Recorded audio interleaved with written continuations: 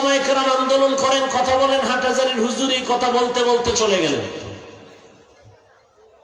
শিক্ষানীতির উপরে বানরের থিওরি ডারউইনের নিয়ে যথেষ্ট পরিমাণ আন্দোলন, কথাবার্তা চলতেছে।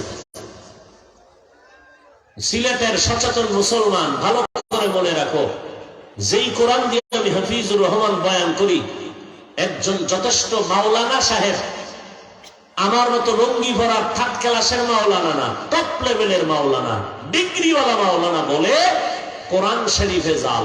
নাউজুবিল্লাহ, নাউজুবিল্লাহ আসতে কও, কারণ তুমি তো সেই বেঈমান হুজুরের মুরিদ।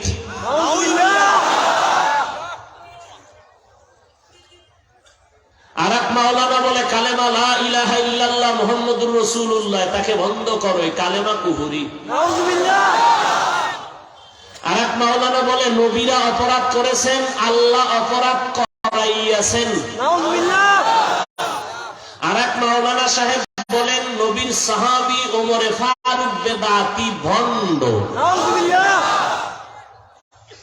নাউজুবিল্লাহ কইতে চিন্তা করে যে আমগো হুজুরে যদি কইয়া লাই তা তো হালাল।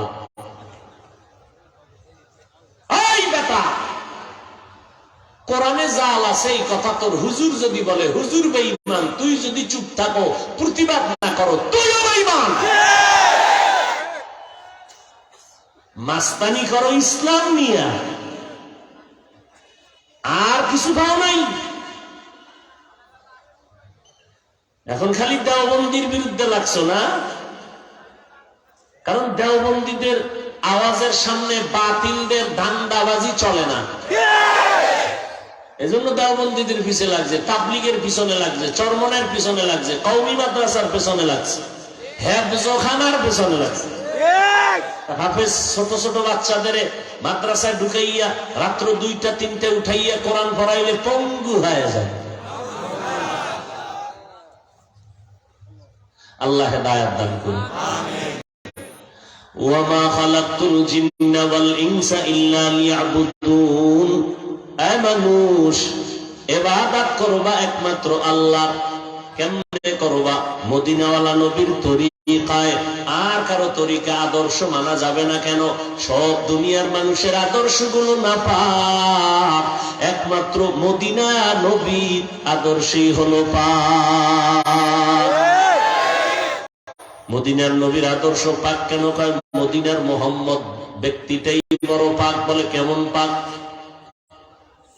ইতিহাস মুছে ফেলার মতো সাহস কারো নাই। মোহাম্মদ কেমন ভালো করে ইতিহাস পড়ে দেয়।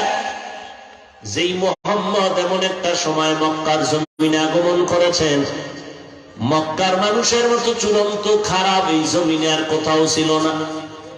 নারী আর পুরুষ উলঙ্গ হইয়া বাইতুল্লাহ তাওয়াফ করে। বাইতুল্লাহর মধ্যে 360টা মূর্তি টানানো।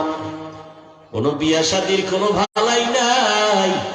নারী পুরুষ অবাধে চলাফেরা করে, জিনা করে, বাচ্চা হইতেছে, কোনো আফসোস নাই। এমন একটা সময় মদিনার নবী মক্কার জমিনে আসলেন। অল্প সময়ের মধ্যে মদিনার নবীর আদর্শ নিয়ে যখন আসলেন, আদর্শ পাওয়ার পর মক্কার জমিনে আল্লাহর কিছু খাস বান্দা তৈরি হয়ে গেল। মদিনার নবীর আদর্শের ছোঁয়া পাইয়া এমন পবিত্র মানুষ তৈরি হয়ে গেল, যাদের নামে আমার আল্লাহ জান্নাতের টিকিট দিয়ে দিলেন। কেমন মায়ার নবী আমার! 63 বছর হায়াতে ভুলেও নবী একটা মিথ্যা কথা বলেন নাই। ও আল্লাহর বান্দারা, তোমরা একজন নেতার নাম কও যে মিছা কথা কয় না। বলে মিছা কথা কয় না মানে? ঘুমের থেকে ওইটা ফোন দিলাম, স্যার টাকা লাগবে, আসেন কই? কয় জমিনেই নাই। আর যত মিথ্যার ফাউন্ডার বা গোডাউন হলো গজবের মোবাইল।